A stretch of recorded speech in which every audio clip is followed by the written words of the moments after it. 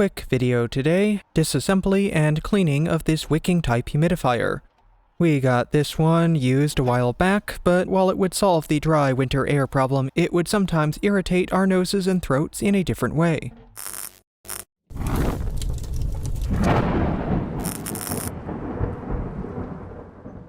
These are extremely simple devices. A reservoir with a fill port and a poppet valve feeds water only as needed into a tray that distributes it to a wicking pad.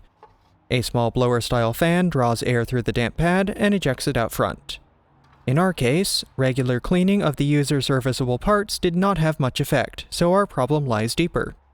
Vacuum gets the loose debris, but dust and mineral crumbs aren't the main issue. As you can see, the knob on the speed selector has seen better days.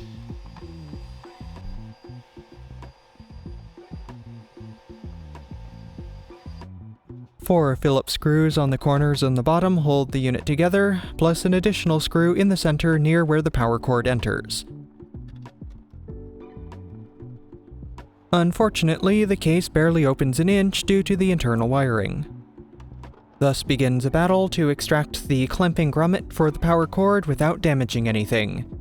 It's never meant to come apart, the unit was effectively designed to be disposable. I do get the grommet loose, but the force required gouges the insulation, and I'll need to correct that later. Now the case fully opens, revealing a likely culprit. Spots of mold growing on the blower wheel, and fine deposits on many surfaces. A diet of humid air and dust nourishes these colonies whenever the humidifier is in use, or if it's left wet. Blower wheel uses a reverse-threaded nut. Note how I spin it clockwise to remove. This ensures the blower will tighten as it runs instead of loosen. A closer look reveals just how prevalent the mold is on the vanes of the blower. Typical dust deposits appear as a fine, evenly impacted layer. Spots like this indicate microbial growth. 3 more screws hold the motor shield. These are a different size than the ones holding the case together. More dust and deposits lie on and around the motor. I don't need to cut the wires and completely remove it, but cutting this zip tie and undoing 2 screws gives access to areas underneath.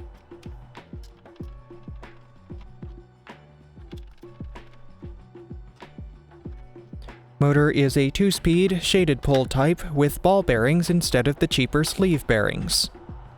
Vacuum for any loose dust, and antimicrobial all-purpose cleaner for anything stuck.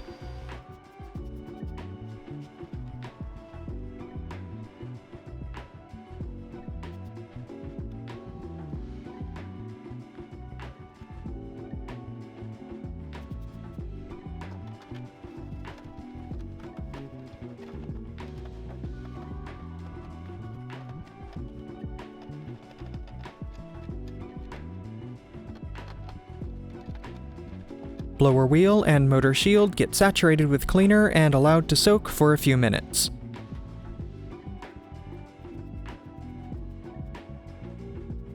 Blower wheel cleans up nicely with the rinse, but stubborn deposits on the shield get a second round of cleaner.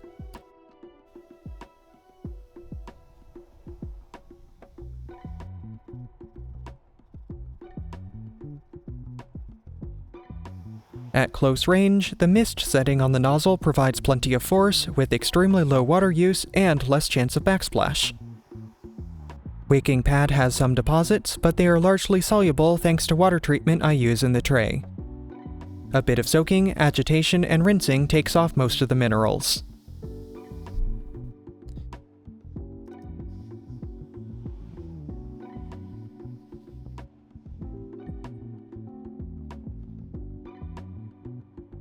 A small amount of all-purpose cleaner goes in the reservoir.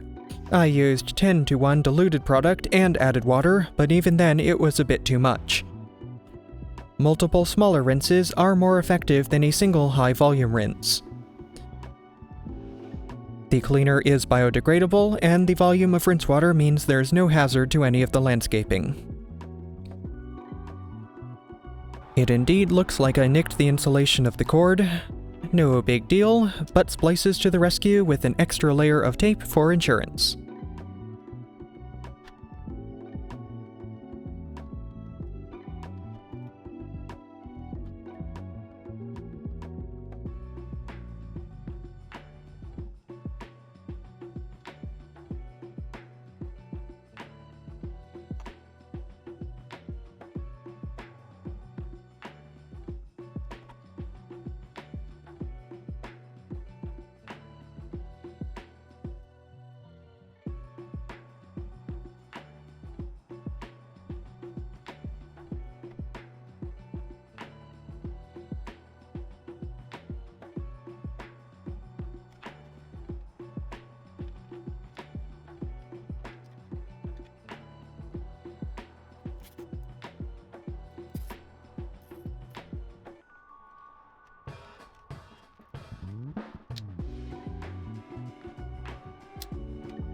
Get all the wires secured, and the motor shield goes right back in place.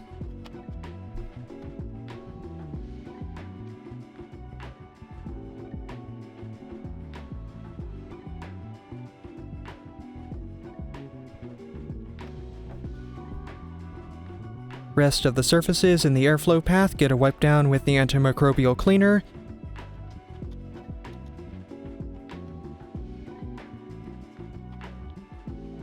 Blower wheel nut tightens in an anti-clockwise direction.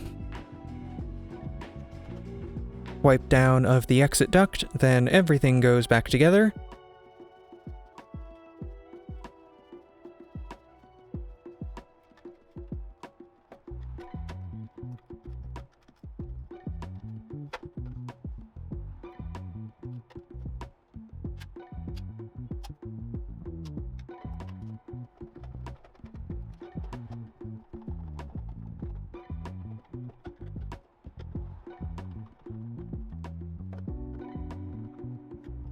Again, those little clamp grommets are cantankerous beasts that refuse to obey anything but the machine at the factory that installs them. The voiceover conveniently hides the number of times I muttered "f*** to myself while doing this. As an experiment, I'll try putting the pad in upside down compared to how it was before, to see if the deposits migrate towards the upper, drier area over time. Everything slots in where it's supposed to be with no leftover parts, and the fan works. Everything's good except for the cracked hub on the selector knob.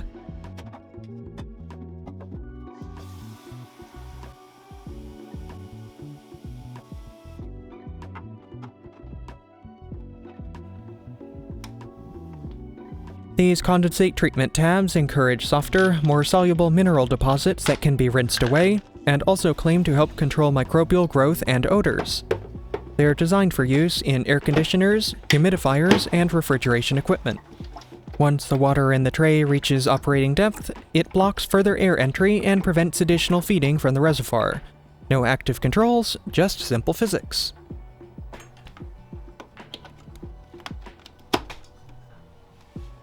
High speed is quite obnoxiously loud, so we run it almost exclusively on low speed.